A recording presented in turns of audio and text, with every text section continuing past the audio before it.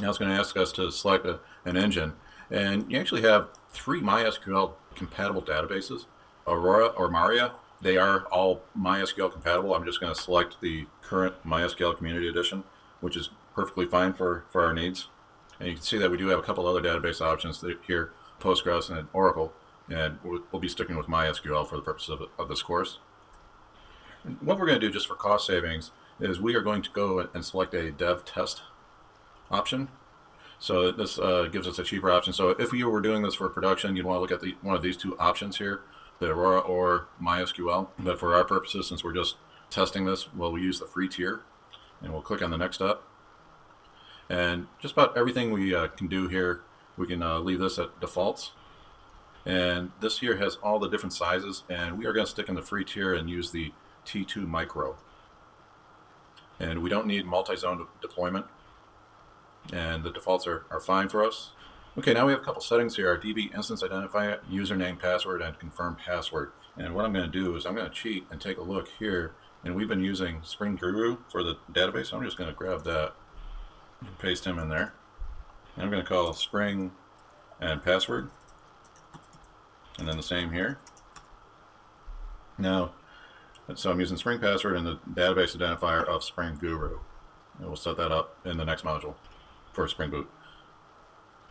Okay, there's a few advanced settings that we can look at. Setting VPC stands for Virtual Private Cloud, so we could run a VPN into this system, and we are not going to be doing that, but we still asked to create it. And the key here is we're going to say it's publicly accessible, and we are going to create a new security group for it. We'll allow that to happen. And let's call this Spring Guru DB, just so we can distinguish that. Spell DB right. The default port 3306, that's standard for MySQL, so everybody in the world uses that. We could change that if we want, but we're not going to need to. And we have DB parameter groups, and all we have is defaults there. If we went in, we could configure different parameter groups if we wanted to, if we're setting up multiple databases. But here we are not.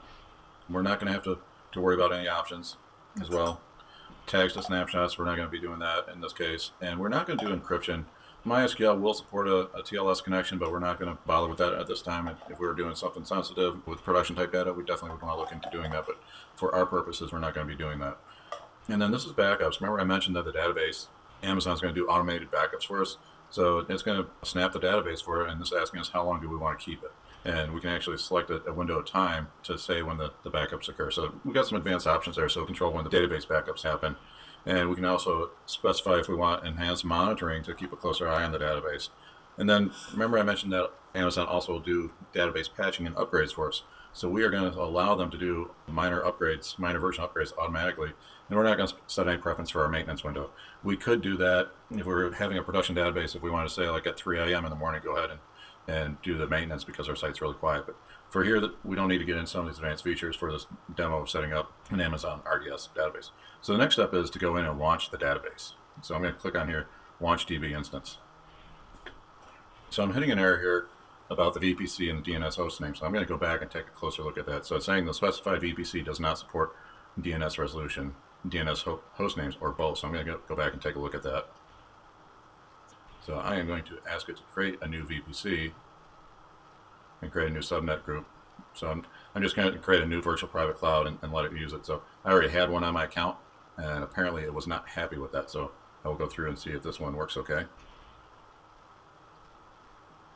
Okay, so I'm creating a new VPC, virtual private cloud group to get this going. So apparently you probably would not see that. I expect my account has a rather old VPC, which is why I was not happy on there. And I don't use the VPC functionality. So this is a feature, a more advanced feature of Amazon Web Services to have a virtual private cloud.